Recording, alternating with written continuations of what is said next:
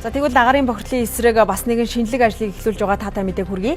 Сонгойрхон дүүргийн 11-р хорооны 3 гудамжинд байрлах айлуудын халаалтыг газар бүрэн шийджээ.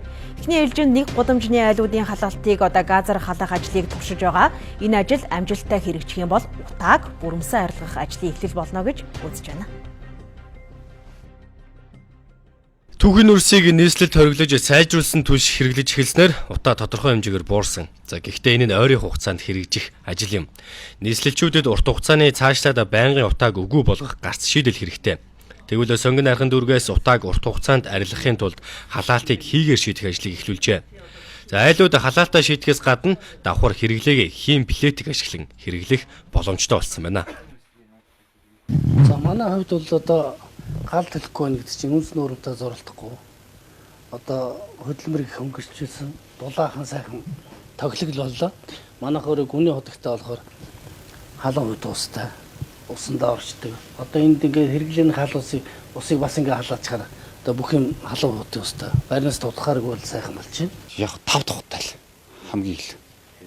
Одоо орчин бол цэвэрхэн би анх өмнө нь бол шууд юу яадаг гэсэн шүү дээ. Нүүрс мөрс гаднаас оруулж ирэл эндээ нүнсээ бочгнуулаад заваараа хал тэгэл нэг хувантай тэгэл бэлийтэй л үздэг гэсэн. Одоо зөвхөн ганцхан точлоор тараал бол. Тохируулсан тусгай гормын дагуу ажилдаг халаагуурын төхөөрөмж нь 10-аас 15 минутын дотор орчноо халаах боломжтой.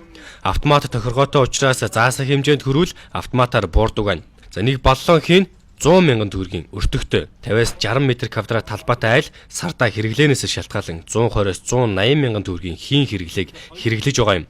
За энэ нь нэг айлын нүүрсний хэрэглээтэй энд үүсэж байгаа ч цэвэрхэн байнгын дулаахан за хамгийн гол нь утаа ялгаруулахгүй байх юм а.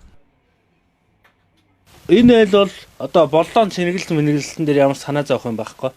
Сар бүрийн нэгэн дээр бид тоолрын заалтыг хараад тоолрын заалтаараа эдний дээр тэдэн төгрөг болсон байна гэж цахилгааны төлбөртөө ижилхэн төлбөрийн мессежээр явуулчихна. Эднийх тэгээ төлбөрөө зөвхөн сар бүрийн нэгэнд манайх заалтаа хараад явуулсан тохиол төлбөрөө төлөөлөө явчихна. Яг нөө төвийн цахилгаан хэрэглээтэй адилхан л зарчмаар явна гэсэн үг байхгүй. Дөрвөн боллоноо бол бид өөрсдөө ингээд 2-2-оор нь сэлгээд солио явчихна гэсэн.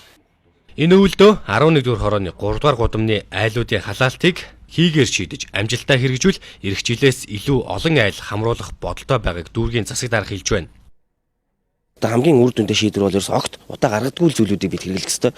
Тэрнийх нь одоо нэг бол газ. Газ бол хамгийн ирээдүйтэй бас шийдлийн нэг гэж бид тооцож байгаа. Тэгээд ямар ч байсан энэ жилдээ сонгон найрхан дүүрэг бүхэл бүтний гудамыг нийтээр нь ерөөс огт утаа гаргадаггүй ийм гудам болгоё гэдэг ийм юу яагаад ажил санаачлаад тэгээ тэр хүрээндээ бид нэг гудмаар нь одоо яг зөвхөн газаар одоо нэг хоол цайгаа бэлдэн газаар халт гэрээ халаадаг ийм гудам бий болгож байгаа. Хийн халаагуурын төхөөрөмж нь дөргөлт өгөх за хий алдсан тохиолдолд мэдрэгч ажиллан автоматар унтрах тохиргоотой юм. За хийн халаагуураар утааг арилгасан хамгийн том жишээ нь Англи улс. Нүүрсний хэрэглээг хийгээр орлуулснаар утааг бүрэн арилгаж чадсан байдаг үлээ.